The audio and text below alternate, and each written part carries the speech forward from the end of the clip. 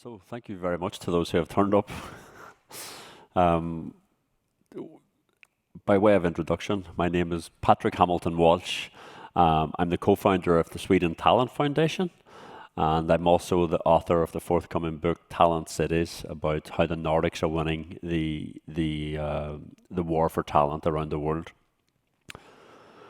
I have lived in Sweden for the last 7 years. I came here having qualified as having worked as a chartered accountant and a lawyer for many years, and after 7 years of traveling around the world, I decided that this was the place I was going to set up. And the reason why I chose Sweden was because the city and the nation aligns with the values that I have. And I'm not the only person who's actually starting to think like this, because we now live in a world where in the past, 80% of people would get a job somewhere, and they would then follow that job to the city. However, today we're living in a world where 2/3 of talent are now choosing the city, which aligns with their values, and from that then they will choose the company or the job, knowing that they're going to get positions when they get there. So the question is, what is top talent? Well, to make it very clear, they are the new currency of economic development. To sort of put this in perspective, it means that from statistics that we see coming out of Copenhagen in 2017, for every 25 international students that a city can keep for just 1 year following graduation, they can benefit the local economy by 2.6 million euros. Now, those numbers are not realistic, obviously, and I'm talking about the 25 students, because if you look at a city like Stockholm, it's more likely that it's going to be 25,000 students, which will make this 2.6 billion euros.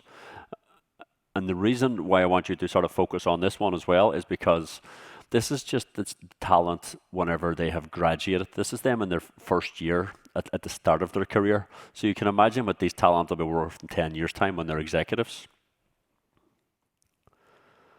In addition to that, talent attraction is now being considered more important to regions and cities than project attraction, because this is the value is in the talent. We're now in a situation where this quote isn't even so old, but it's already outdated, because talent is what attracts the multinational corporations.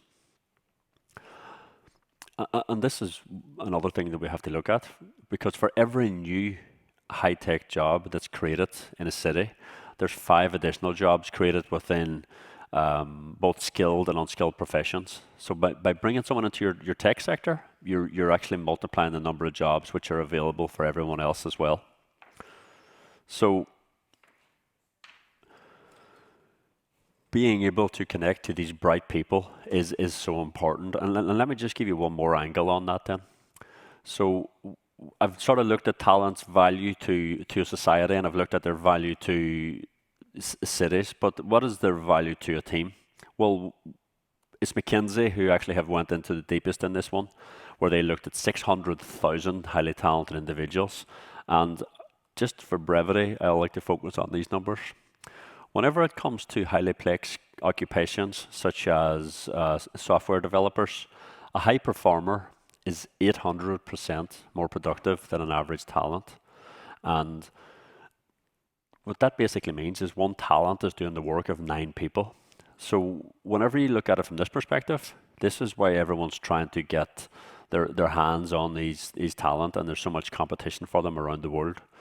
And if I look, let me give you a sort of more practical example when it comes to this. Let's say you have a project within your company and it's mission critical and it takes 30 months to complete. You have a team of 10 really good individuals who are working together to get this project done. But what happens if you can switch out 2 of those? You can bring in a guy from the Ukraine and bring in a girl from Sri Lanka, who are both deemed to be highly talented individuals. Well, instead of taking your project 30 months to be completed, you're now looking at getting your project done in just over 6 months. So it means you're actually saving 24 months by switching out 2 people for 2 highly talented individuals. And I was talking at Slush last week, and I used this example. And I says, what happens if these two people actually, they want to come to the Nordics, but for whatever reason, Sweden can't land them, or the Swedish project can't get them in, and instead they end up going to a team in Helsinki. Well, instead of the Swedish team going from 30 months to 6 months and getting their project complete, it means the Finnish team can actually start 2 years later and still beat the Swedish team to market on these projects. And this is why it's so important. Because it's talent now and not capital, which is the key factor which links innovation, competitiveness and growth in our society. It's these people are actually worth their weight in gold. And when it comes to competition and it comes to where we're going to be in the next 10 years, our success of our society will be based on how we're able to attract, retain and develop our talent. And if you're not thinking about your projects in this regard, then it's probably about time that you took your head out of the sand and basically started to look into the world and see where things are going. So at the Swedish Talent Foundation, we have been trying to work with the triple helix of business, government and academia to see where are the biggest pain points that we have within our society and what can we do to fix them. So the first one we're going to look at is Stockholm Talent, and then maybe Skellefteå, with the great work that's gone up there in Northvolt. They have such a thirst for talent in places like Skellefteå, Västerås and others right now. And it's not just the big cities which are driving this demand. The vision that we have, looking at what these talent mean to the Swedish society, is that we want to make Stockholm the global talent hub. We want it to be a place where people with solutions to global megatrends can come to this society and they can help solve those problems within Swedish companies or help get funded within Sweden to build these companies in this society. And just last week, we launched our manifesto based on research that I had done over the past few years working for the city of Stockholm and sitting down with all the business leaders across the city, academia, a lot of business, a lot of politicians and ex-politicians to see where they were seeing the pain points. And without going into too much detail, I'll just give you an overview of what the manifesto consisted of. We had 3 different sort of headings that we wanted to look at. Obviously, the structures, what were the things that we wanted to be in place to sort of attract talent? Then what awards and events could we put on to sort of highlight Sweden as a talent nation? And then ultimately looking way into the future, what lobbying can we do around policy and things with government to ensure that talent will come? So just looking at the first one, which was the talent attraction structures that we wanted to put in place, and just giving them in a very basic bullet point format. The first thing that the leaders of the city was looking for is they wanted absolute data on what was driving talent. What are the true value of talent? What do we need? What are the future roles that's going to sit open? And we have come up with solutions on how we're going to do that and provide really solid real-time information which the business community can use. The second thing we found was outstanding was a talent toolbox. This has been used quite well around Europe actually, and it's basically putting in a free resource that businesses across the city, across the country can use, where it's all branded infographics, photos, videos that particularly startups and scale-ups can use to attract talent and people who don't have the resources in-house so that they can do it. But also it creates an umbrella of branding across the city where talent automatically sees Stockholm or Sweden as a location which is open to work and to supporting these great people. And the third one was actually unfortunately required because for me, I've been to 140 countries. I love living in Sweden. I love Stockholm. I love the people. And it seems that the media perception globally of our great city and this beautiful nation that we live in isn't quite the same. We had a headline in the biggest newspaper in Germany just 2 weeks ago saying that Sweden is the most dangerous country in Europe. And I believe the stories that they're highlighting, they are true. They're true stories and they should be highlighted and they should be done in that regard. However, I also believe that for every one negative story that happens in Sweden, there's a million positive stories, and there's a million ways in which Sweden contributes so well to the globe and to our wider society. So I would like us to increase and better our storytelling. Tell the I mean, the bad things happen, be honest, tell them. But at the same time, let's also tell the other truth about Sweden, which is how great of a nation this actually is. And using people like me, immigrants that have moved in, to sort of show that, we have come here, we're happy here, and this is our story as well. It's not just all negatives. Building on that, I think there's always a good place for highlighting people who are doing great work. And one of the projects that we have been running for a few years is that we've had a Future Talent Summit, which has sort of bounced around the world. The last one was in London in 19, where we had Tony Blair as keynote. It was supposed to be in Doha last year with Angela Merkel as keynote, where we bring in the top 400 universities, business leaders, CHROs from Spotify and, places like Netflix and these great companies. And we pull them together, and we've had it as a running show around the world. However, I decided that it was time to stop moving it around the world. And I want this to be held in Stockholm every June, where we have basically a Davos for talent, where all the greatest thought leaders from around the world who are looking at talent issues come to this great city, and they start to discuss the issues around talent and the thought leadership and where we want to be in the future as a yearly event. The second thing that where we see Sweden can really make a big difference is in AI. Sweden has been leading the field in so many regards for such a long time on so many fronts. And this is a thing where the growth in AI companies, whenever they take the lead in the field, that growth is exponential, and they actually just don't get caught. So one of the things we want to do is we wanted to do a 1 million kroner award for 5 different teams, where we have like a Nobel Prize type award, which is the Elon Musk award or one of these. We have to sort of nail it down and see, this is what we're going to do, this is how we want to run it, and we want to see Swedish teams really focus on the area around AI.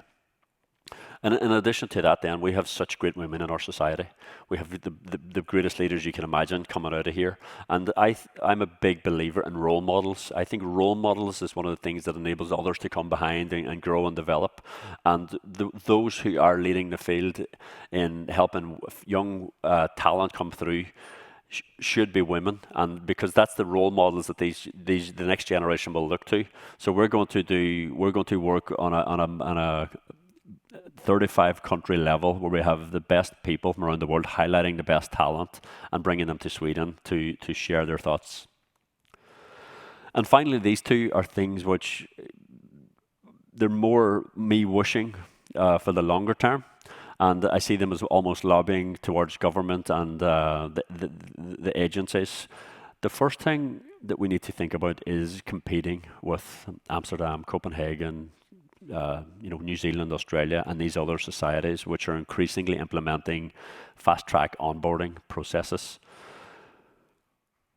I believe we should have a global impact visa within Sweden, and that's a 15-minute visa where people who are looking at impact issues can come and listen and share and contribute to projects which will solve global megatrends such as hunger and global warming and these other things. We have a great representative within our society called Greta, who has really focused this mindset towards what the people are already thinking around Sweden. So we need to be there, and we need to be solving those problems, and we need to be doing it with the Swedish values. The third thing I would like to talk about is just building on what I showed at the start about the value of talent. We currently are in a situation where we have just in the last year moved from having 6 months visa for people who've graduated from students from Swedish universities to 12 months. We are paying for these great young talents to come through Swedish universities. They're having their formative years here from 18 to 23. And after that, then we sort of basically just kick them out and send them back to Ireland and Spain and everywhere else because their time is up. If they've been here for 3 years and we have invested so much in them and they hold the solutions to the future, and for every 25 students we have, we can get 2.6 million euros back into our society. it's a no-brainer. So I would like to see that increase to 3 years to give them an opportunity. And in addition to that, I would like to see Sweden open up to attracting the best talent from around the world who are graduating from the world's top 150 universities. So that was a very sort of quick sample of what the value of talent is to our society, and also some of the solutions that we're working across the triple helix with. And I'm more than welcome to hearing people's feedback on those, because what we're doing now is we're working with the Swedish Talent Foundation. We only launched our manifesto last week, and we're really trying to grow this, and we will need some hand-holding across the society. And last week we also launched the very first iterations of the website. But what I would like to do now, talking about talent, is I would like to welcome two great talents to the stage to sort of sit on the panel, so we can have some information from their insights. Can I welcome Annastasia Seebohm, who's CEO of Brilliant Minds, and Marie-Claire Maxwell, who's the board member at Hack for Earth and is head of startups at Business Sweden. So, Annastasia, yes, I'm just going to join you on the stage. You've seen some statistics I've shown, and you've got a bit of an overview around the value of talent to our society. Did anything there jump out at you or surprise you in any regard? With regards to just the value of Yeah. talent itself. Yeah, of course. I mean, having worked internationally, I was definitely surprised by the monetary value of talent, both in the first year, but to your point, the long-term kind of impact of keeping that talent year on year as well. Yeah. You've had a great career yourself, Marie-Claire, and you have worked, across Asia in various capacities. Now you're back sort of helping the Swedish government through Business Sweden, and you're also working with Hack for Earth, which is, at its very core as well, is about giving an opportunity for young talent to come and sort of solve the global megatrends through this project. Sure. What's your visions on what Sweden is sort of got a thirst for when it comes to talent now as we go forward? I think it's really great that the Swedish values are finally hip and cool. I think that really helps us in this talent war to attract the right people to our nation, or even globally. I think the most important is that they start to work for a Swedish company, and no matter where in the world they are. So if it is in New York or in Seoul, but attracting them and making sure that they work for a large company or for a tech company or for joining hands with a startup that is looking east or west, that would be amazing. And I think money isn't the only thing. I think especially the younger generation, like the Greta guys, they are way more value driven. And then the ones that Swedes are very passionate about are highly regarded. So I think we should be very proud of that and communicate that even more to support the large companies, but also the tech and the startups to win out there and to really find diverse and female founders as well. Yeah. I think that's a really important point on the Swedish values: transparency, equality, sustainability, innovation. I think it's something from an outside-in perspective, and being new to Stockholm and to Sweden, I think it's something that Sweden has been doing for such a long time. The outside world the international community hasn't necessarily known to the degree in which it should. And now, exactly to your point, now it's become hip, now it's on trend. Now, especially in a post-COVID world where people have had time to reflect, it speaks to people's inner values, and it's become more important and more prevalent. And so I think now is the time for kind of people to understand that Stockholm and Sweden really is the center of the world in this respect. Yeah. And I think that's the cool thing, that Stockholm and Sweden is the center of the world. I mean, I left and went to Asia because I felt it was not the center of the world.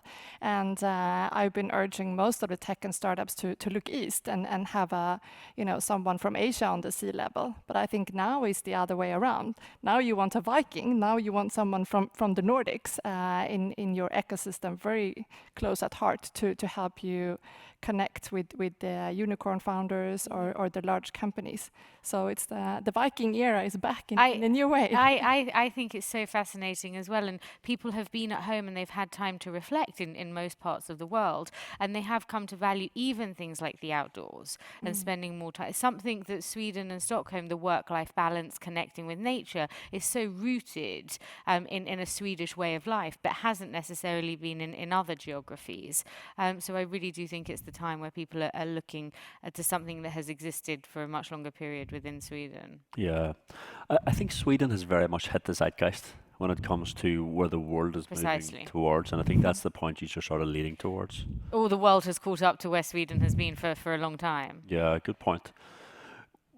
You are sort of new to this, to working within the Swedish organizations. What would you say are the biggest misconceptions of talent outside of Sweden, of what Sweden stands for and the values of this great society? So it's a topic I feel very passionately about, and one that I'd start with saying there's no turning back. Once you've jumped into a Swedish way of life and a Swedish way of working, I had no idea how much of a relaxed working culture it is.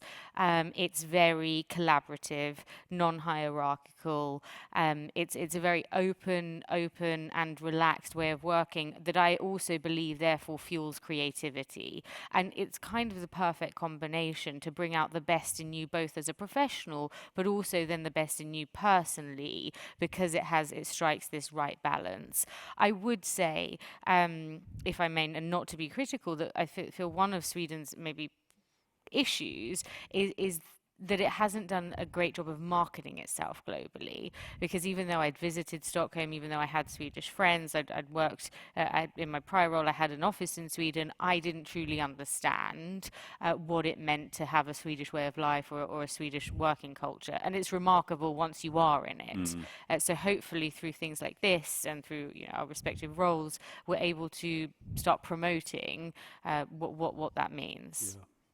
And I think that ties really well in what's happening now also among many of the large companies with their accelerators or their incubators, where they have international programs. And actually, Team Sweden around the world are supporting in finding scale-ups to new teams in AI from India to join Mobility X Lab or Bioventures Hub by AstraZeneca or ABB's Synderdeep.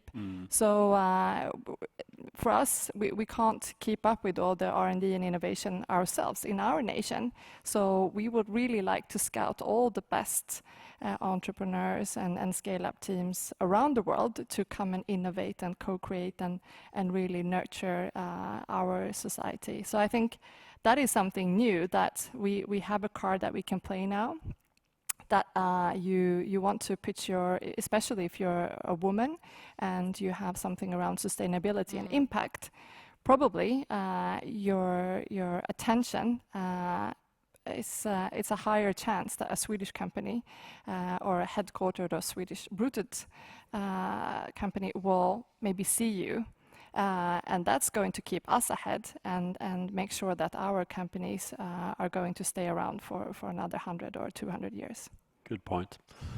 I believe and I'm just bouncing back to the point you said, Annastasia, I think a big part of my role as an immigrant living in Sweden is basically to sort of bang the drum of how awesome Sweden truly is as an outsider, and seeing it through the eyes of someone from Northern Ireland who didn't grow up with the amazing infrastructure and things like that, which is just taken for granted within this society. Another part of my role is actually trying to sell Sweden back to Swedes and let them actually understand that what you're dealing with here is not normal. This is an exceptional society from which to live and grow and strive and thrive. What more can we do from the months that you've been in Sweden to sort of enable others around the world to sort of understand that this is where the magic's happening? This is an opportunity where this is a woman's place. This is a place where you can have the career. It's like Sweden is the American dream. This is the place where you can have it all. in a way, Without the American marketing. without the nonsense. I think it's one of the former CEO of Microsoft said that everyone wants to be a Swede, they just don't know it yet. Yeah. And I think there's something to that, you know. If you come here as an immigrant or whoever comes here has an unfair opportunity to the world in a way to actually build a dream that they have. And that's something that we can use to our advantage. But somehow we need to use the individual PR machine I think that you're talking about. And, you know, Dial a Swede, or there have been so many great initiatives, I think, from the Swedish PR machine. But we could probably do more. Yeah. I think it's, to your point, I think it starts with internal self-awareness within Sweden, that this isn't how much of the world works, and that the world needs to know about it because it is unique and it is different. And then following that kind of internal self-awareness, then global promotion. I think it's a strategic marketing campaign across the world, both in taking Sweden out to the world, but also bringing people, which is part of Brilliant Minds, bringing people to Sweden and educating them for themselves through experiences. Yeah. But I think also during COVID, we've realized that we don't need everyone to move to Sweden, to be in Sweden. I think, again, it's most important is that they start to work for a Swedish company, and then they might come here for a couple of years or set up new operations in Vietnam or who knows. I think that's the most important is that we get the best talent to Swedish headquartered companies. Indeed, I agree. For sure. You've been back in Sweden for how many years? 10 years. 10 years, and you came back with 3 young boys. To people listening, how much easier is it for you to be a working mother and leading professional at the forefront of global business and have a role like that from Sweden? Well, naturally, in Sweden, school is free. And I think in many places, especially in Asia, parents and the whole family need to invest a lot in education. And that is something which is really amazing in Sweden, that, regardless your income, the children can have a fantastic education. And also that so much is for free. Of course, the work-life balance and having an employer that supports you is also very important. I think for me, I'm an entrepreneur by heart, but now working for Business Sweden, which is a semi-government organization. There is a great understanding and also promoting female role models within the company, but also supporting the flexibility. And I think especially now during COVID, we've all learned how to adapt and be more responsible for the home situation of many people. But it's also a very, very challenging situation. I'm a single mom with 3 boys, and for me it has been tough to also be able to maybe go international again. Maybe that would have been a different situation if I was a man. I don't know. I think it is still perceived as I'm the mother and I have to take care of the boys. So I don't know. Just looking back at your recent sort of past as well, Annastasia, you're a rock star talent. You're an international talent by any definition, and you have been leading, building multinational organizations as a young female CEO and leader, and you're obviously an inspiration to many women. We talked about the possibility of having awards. Like you would be one of those people who would just bolt straight in there. What is your approach to leading talent now, and what do you see is the needs of talent, and how are they changing over the past 5 years from your perspective? Sure. So I would start by saying I think it has helped being a millennial CEO. It has helped me understand the teams I have been working with, at least. I would say the thing that is single-handedly most important to me in my leadership style is something that I call kind of being human in business. I think when I started my career, your personal life and your professional life were very separate, and you left one thing at the door and you came into work and that was it. I feel that we are whole individuals, and we have personal lives that impact our professional lives in positive and negative ways, and that we should be able to come to the workplace in that and have a supportive and collaborative environment. We all have good days, we all have bad days, we all have challenges, and we all have opportunities ahead of us. And I would like to be in a work environment that at least supports all aspects of my life, whether I am a single mother, whether I have lost parents, or whether I'm looking for my career progression as a minority, for example. So for me, it's about being human in business, and it's about people having an environment where they can bring their whole selves. I also think in a post-COVID world, we have a mental health epidemic, looming, if not we're already in it, and work environments that are much more supportive will also help any mental health kind of impact that COVID has left as well. So I think it's really important for it to be a collaborative and supportive environment at work. Yeah, you've touched on a few really important and very topical issues around mental health coming out of the COVID world and things like that. If I was to ask you, Marie-Claire, if we look into 2022, what would you see as being the sort of the trends around talent as we look forward? I think one thing is, again, like recruiting globally and having the opportunity to, onboard them and also let them stay in that environment where they are and be a lot more individual. So to, like what you're talking about, tailor-make according to the situation. It's not like having, 100 people onboarding at the same time, you run the same program, and here's your desk, so on and so forth. But I think the individual onboarding and supporting the people to foster teams in a new way, because it's like we're doing now during the Hack for Earth. It's really great to see we have 7 teams tomorrow pitching at the UN stage, and they have never met before, but we fostered like citizen-driven innovation around the UN SDGs. So great new teams have been able to meet and foster around something that they are very passionate about. So I think these global tribes around something that is important to you, how can you tap into that?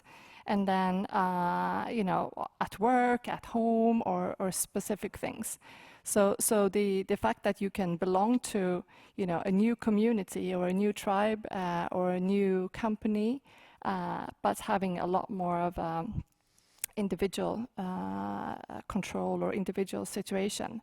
But that's tricky also of course, for companies who wants to make sure that, corporate values and consistency and so.